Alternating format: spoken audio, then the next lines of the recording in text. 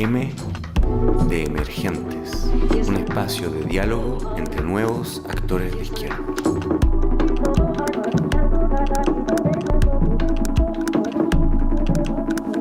Amigas y amigos de M de Emergentes, estamos en esta segunda parte de este 13º programa, donde vamos a sortear la noticia que está en este gorrito y le vamos a pedir a nuestra amiga Carla que meta la manito y saque. Y, por favor. No sale la mía. Dice, noticia. Ministro Campos, beneficios carcelarios. ¿Quién fue? Para presos por crímenes de lesa humanidad. Marcela. Marcela, tienes que presentarnos por qué escogiste esta noticia. Bueno. A ver, desde hace un tiempo, la verdad es que recurrentemente, no es tan esporádico que algún personaje de este país trata de trivializar o de relajar las penas carcelarias a criminales de lesa humanidad. Y cada vez que eso pasa, las organizaciones de derechos humanos y la gente del mundo de derechos humanos, que yo también participo, nos parece no solo una falta de respeto con las víctimas, sino también con la lucha que ha llevado por la justicia y verdad familiares, organizaciones, abogados, en fin, y también una ignorancia crucial con lo que es el derecho internacional de los derechos humanos, que dice que el tratamiento para criminales de lesa humanidad no puede ser igual al de un preso común. Y el ministro Campos lo que hace con sus declaraciones irresponsables, porque el ministro de Justicia además, es justamente al decir que hay que ponerle humanidad a este tema y pensar en los enfermos terminales que están en las cárceles, que además son cárceles de privilegio, porque no estamos hablando de cárceles donde están los presos, los privados de libertad en condiciones comunes y corrientes. Me parece una irresponsabilidad brutal y un mal precedente además para la justicia. Y creo que hay que reaccionar siempre que algo así sucede, salir a condenarlo. Sí, bueno, no, yo creo que es un tema súper necesario. Comparto además eso de que no hay que dejar pasar nunca ninguna de ese tipo de declaraciones. Y yo de eso dos cosas. La primera es, y en relación a lo que dice el ministro, que además, o sea, el ministro de Justicia es una irresponsabilidad y una falta grave en términos políticos, de lo que implica además su rol y su cargo. Y lo primero, además, hay una falacia de base que es creer de que se les están violando los derechos humanos a los que están siendo, los que están cumpliendo una condena por crímenes de lesa humanidad. O sea, se dice, oye, respetemos también los derechos humanos de ellos, y hay una falacia de base. O sea, el respeto a los derechos humanos de ellos está garantizado. Y las cárceles tienen protocolos carcelarios donde además se tiene que garantizar los derechos humanos de los presos. Entonces, no hay un problema acá de respeto no a los derechos humanos de ellos, los derechos humanos se están respetando, y por lo tanto, y en segundo lugar, es como la señal social que tú das. Acá a esos presos no se les tiene ahí solo por reparación a las víctimas, sino que se les tiene ahí por un pacto social, de que condenamos como sociedad y como país la violación de los derechos humanos. Y por lo tanto no puede haber medias tintas, no puede haber líneas grises. O sea, hay casos y hay temas que yo creo que son blanco-negro nomás. Y en este caso yo creo que como sociedad avanzamos en un pacto de decir, bueno, aquí hay un blanco y hay un negro, y todo quien quiera eso relativizarlo, yo creo que comparto que tenemos que condenarlo. Y además no puede ser una opinión política ni un involucramiento de actores de partidos. Yo escuchaba algunas declaraciones de sectores de derecha que dicen, bueno, tenemos que llegar a un acuerdo entre todos los involucrados. Aquí no hay acuerdo que llegar, hay convenciones internacionales, hay un pacto social que condena las violaciones de derechos humanos, y hay presos que, independiente de su edad, no se les está violando además sus derechos humanos elementales. Claro, es absolutamente condenable declaraciones de ese tipo. Esto es un poco la mirada de la vuelta al ala conservadora desde la CEP.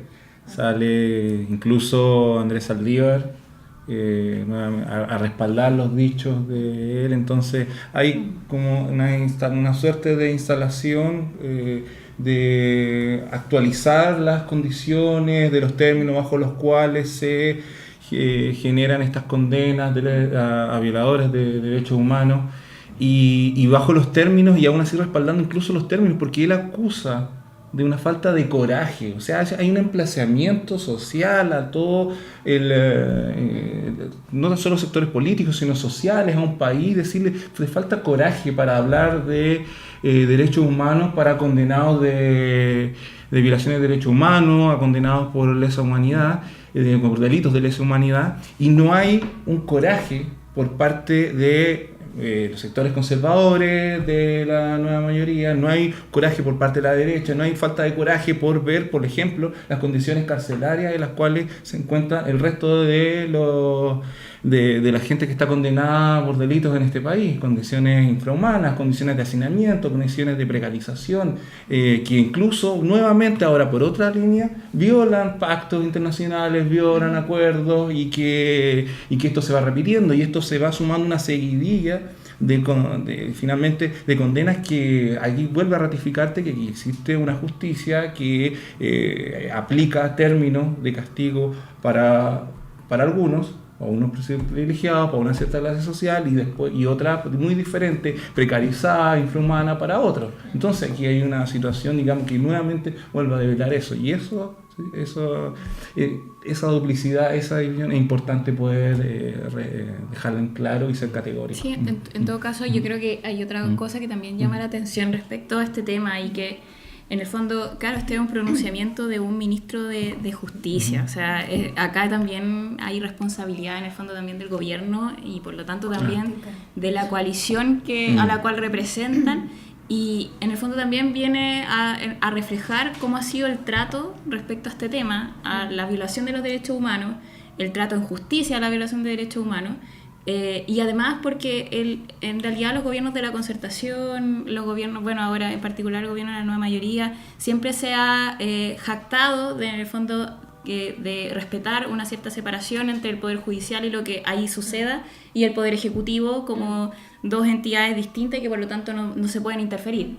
Pero a la hora de tener estos pronunciamientos, yo creo que deja bien al debe en el fondo ese supuesto, y en particular además porque este tema cruza la política también, y ese es el tema también, que hay una responsabilidad que no solamente por el tema de en el fondo interferir en una cuestión de justicia, en un tema de justicia, sino que también porque este es un tema político del cual la concertación fue bien reacia a hacerse cargo en todos sus términos. Entonces ahora que han pasado ya también 40 años, que nuevamente salga como tema, creo que ya es una falta de respeto, inclusive porque hemos hablado acá de todos los temas, en particular respecto al tema de los derechos humanos. Hay casos que de hecho todavía no se han podido en el fondo llegar a condena, porque además hay una cuestión que es otra cosa que está debajo de esto, que no solamente, y por eso digo que es político, porque hay un pacto de silencio que todavía no se ha podido en el fondo develar. Y en eso, a mí me parece que es una irresponsabilidad que existan todavía estos tipos de pronunciamientos, y otra que no exista un rol más activo, más clave de un poder, en el fondo me refiero al gobierno y dentro del poder ejecutivo, para en el fondo develar esto, porque si eso no se devela, si eso no se logra arreglar, es bien difícil también seguir adelante con además todos los resabios que tenemos de la dictadura. Sí, por supuesto, porque hay varias cosas, o sea, ya, este pacto de silencio, pero a mí, o sea, yo pienso, ¿cuál es la movida política que hay detrás de esto? Porque hay un cálculo aquí en esta cuestión, o sea, hay un tensionamiento también, tal vez tenga que ver con las tensiones que existen entre Democracia Cristiana y Partido Comunista dentro del bloque de la nueva mayoría, pero también, o sea, si bien en Chile se han juzgado militares, hay muchos civiles de esta dictadura cívico-militar que todavía andan sueltos y no se ha llevado a la justicia a muchos de esos casos, digamos, que son muy patentes. Entonces, o sea, siempre uno perverseando por ahí, ¿cuál es el cálculo que tienen? O sea, ¿cuál es la segunda jugada detrás, la tercera? A ver, yo no sé si como que jugaría a adivinar ese cálculo, pero sí están pasando algunas cosas en derechos humanos que tienen que ver con la solicitud de extradición a Fernández Lario. Creo que es una tensión permanente en nuestro país. Sí. Si bien nosotros podemos tener debates sobre los derechos humanos con una lectura mucho más emergente, como qué pasa con los pueblos indígenas, qué pasa con el medio ambiente, qué pasa con la infancia, con los derechos de niños y niñas, en fin.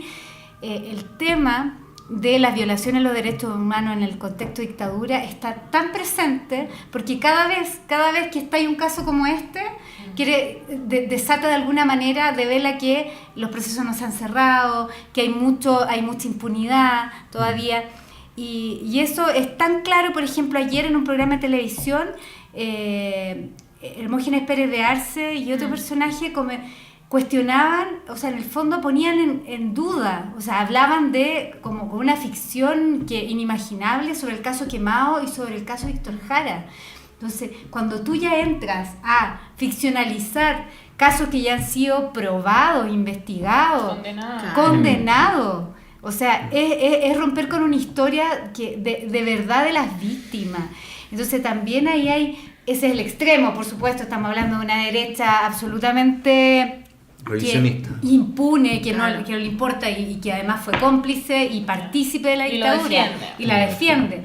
Pero también hay una clase política que cada vez que se avanza un poco más en justicia o se da una señal de justicia, y ahí quizás viene lo que decís tú, que tiene que ver con el cálculo, que no sé en este minuto cuál puede ser. Es que yo tengo una idea. Pero hay una tensión permanente. Pero yo creo de que o sea, pienso que, claro, también sin saber muy bien cómo qué vendrá después o a qué responde, yo creo que primero nos invita a así como golpetazo en la cara permanentemente, recordar de que hay un Chile oculto pero poderoso, que tiene muchas redes de presión por detrás, que uno a veces tal vez hasta no se las imagina, como su enraizamiento, su profundidad, sus niveles de influencia e impacto en la política nacional. Y yo creo que, y lo vinculo como en esa misma línea, como con ciertos datos. O sea, recordemos de que la derecha dictatorial, en esta lógica de una dictadura no militar, sino que cívico-militar, la derecha dictatorial en Chile dejó de ser abiertamente pinochetista, pero no realmente pinochetista. O sea, mantuvo ese ideario. Dejó de abiertamente defender la dictadura en algunos casos, pero por dentro está dentro de su ideario. El debate dentro de la UDI, que fue totalmente aplastado en las últimas elecciones internas, de incluso revisar sus declaraciones de principio que están encarnadas en la defensa de la dictadura, también te muestra, oye, uno de los partidos que menos les ha costado el refichaje, que más votaciones ha tenido en la última década, con una representación importantísima en el Parlamento, es dictatorial, es pinochetista y por lo tanto cree en su interior, no lo dice hoy día necesariamente en la prensa, pero cree de que la justicia chilena es marxista y por eso están estos condenados cumpliendo, o sea, a ese nivel Entonces, yo digo, claro, llega un momento, en este caso con Pinochet y fundamentalmente con las acusaciones ya de corrupción de dinero que se retiran de la escena política de defensa al dictador, pero no lo dejan de ser nunca. Y esas redes que son visibles, imagínate las que hay detrás, en las Fuerzas Armadas, en la misma democracia cristiana. Entonces uno dice, chuta, esto claro, es la punta de un iceberg, y ese iceberg está ahí y no lo podemos olvidar porque hay un Chile que hay que resguardar, que es este Chile que tiene que defender los derechos humanos a toda costa. No, por supuesto, pero, o sea... ¿Cuál es tu tesis? Mi tesis es la siguiente, que, o sea, la concertación, muchos de los partidos de la concertación tenían un proyecto político que se vio truncado en 1973 con el golpe de Estado. Y muchos de estos partidos políticos, o sea, se posicionan mucho más, o sea, su herencia empieza como con el sufrimiento del golpe de 1973, pero no tienen como vinculación al proyecto político que tenían antes. Podemos hablar del Partido Socialista, podemos incluso tal vez hablar del Partido Comunista, podemos hablar de muchos movimientos que están al interior de la concertación. Entonces, el hecho de posicionarse, o sea, anexo a lo que estamos hablando, por supuesto, o sea, que no aparezca en ningún momento que yo estoy contra la justicia, pero poner siempre sobre el tapete la cuestión del sufrimiento, la victimización, les sirve como garantía moral para el hecho de gobernar, porque ellos no tienen ningún link con el proyecto político que tuvieron antes. Hasta ahora nos han vendido que son víctimas, pero pareciera hoy en día que son víctimas por casualidad, porque eran buenos y los otros eran malos, y no porque tuvieran un proyecto político potente de transformación de la sociedad chilena. Entonces, creo que esta cuestión, o sea, nosotros tenemos que lograr separar también lo que significa la lucha permanente por los derechos humanos de el hecho de que ellos no son los herederos de la gente que resistió, para mi gusto. Tal vez nosotros somos mucho más herederos de eso, porque nosotros seguimos resistiendo, digamos, al sistema que éramos de la dictadura. Entonces, creo que es importante también como tener una cierta distancia con respecto a la utilización que hacen los partidos políticos tradicionales de el horror que se vivió en este país. Eso está un poco también vinculado a lo que en otras, bajo otros contextos, no sé si el mismo, pero ha venido otra arremetida en torno a, por ejemplo, la exhumación de los restos de Allende, ha venido respecto a arremetidas comunicacionales por parte de los canales en torno a ciertos procesos de violaciones, etcétera, de derechos humanos históricos que no se han resuelto, temas de pacto de silencio, programas que se han enfocado a eso y tienen que también, desde ahí hay una lectura, dice, bueno, en un momento han intentado tensionar la vuelta a esa relegitimación que tú señalas en torno a los ejes del sí y el no, bajo los términos que aún le permitan construir, volver a reconstruir ese imaginario que los hizo llegar y tener ese apoyo social, ese contexto social que logró convocar a la masa y que mantuvo un proceso, digamos más largo en torno a un proyecto político. Ahora, ¿cómo se instala esto? Yo creo que en estos momentos se genera algo que yo plantearía quizás, no sé si un matiz con lo que señalas, pero sí en que se plantee en pleno periodo en que está la nueva mayoría en una disputa entre el ala más conservadora, concentracionista, dura, respecto a otros que están intentando rajuñar un poco todo lo que fue la instalación de los principios de instalación de la nueva mayoría en torno a la reforma, en torno a retomar las banderas de la movilización. Entonces, esto se da en un proceso de disputa clave que yo creo que en estos momentos, incluso bajo esos términos de legitimidad, es una no sé, yo lo veo más de un error que o tendría que ser muy bien calculado como para que fuese algo provechoso políticamente para ellos. Sin embargo, es algo del cual nosotros, al menos desde este lado, tenemos que tener la claridad suficiente de no plantear ningún tipo de matiz respecto a lo condenable de estas manifestaciones y incluso porque bueno, quizás lo podemos conversar en otro momento, porque viene una arremetida de los sectores conservadores y eso es clave de mantenerlo, de cómo se van a instalar en la disputa de aclarar procesos, sucesos de lectura que pasaron anteriormente y cómo nosotros pretendemos hacernos cargo de eso, como tú lo señalabas, de sernos parte herederos real con rescatando lo anterior, de las luchas anteriores, pero ahora con un proceso y más de cambio de nuevo. Sí, o sea, yo lo otro que en todo caso, claro, está el desafío de esta fuerza emergente de hacerse cargo de una historia, porque en el fondo, ¿por qué el tema de los derechos humanos sigue siendo importante? Porque es nuestra historia. Desde aquí nace además el pacto de la transición, de ahí que es un pacto también con la derecha, o sea, también hay que decirlo, es un pacto de derecha y que también está y lleva por debajo también el tema de los derechos humanos. O sea, acá, claro, no hay condenados, o sea, en el fondo no se ha procesado a todos los involucrados. Y hay involucrados que también son parte de la clase política actual. Y eso, o sea, yo creo que ese pacto, ese acuerdo, en el fondo esa nebulosa que se ha creado alrededor de estos casos, es lo que tampoco nos deja avanzar. Y en eso, esta fuerza emergente, claro, nos tenemos que hacer cargo de esa historia, porque también han marcado todas las taras que se generaron con la dictadura, han marcado también la imposibilidad de transformar la sociedad que tenemos hoy en día. Entonces, todo esto viene de allá, en el fondo, viene de allá y de una concertación que en el fondo con ese pacto, con ese acuerdo con la derecha, tampoco quiso ni pudo transformar. Ni los sectores conservadores, porque bueno, hay intereses en juego, pero tampoco los sectores en el fondo progresistas, y que hoy día, por ejemplo, me acuerdo porque estuve en un programa de radio hoy día y había un militante de la democracia cristiana en el fondo en donde dice no se pueden hacer estas reformas porque todavía dependemos de los votos de la derecha. Entonces ese sigue siendo el discurso, o sea, sigue siendo el discurso de que en el fondo tenemos que lograr consenso porque acá o si no no vamos a poder hacer ninguna transformación ni nada. Y la verdad es que esperar que mediante un consenso con la derecha podamos hacer una reforma realmente transformadora de esto es esperar un milagro. Sí. Claro. Yo, ¿sabes qué? Estaba pensando cuando escuchaba el tema como del avance de las fuerzas más conservadoras que no debería dejarnos de inquietar, Claro.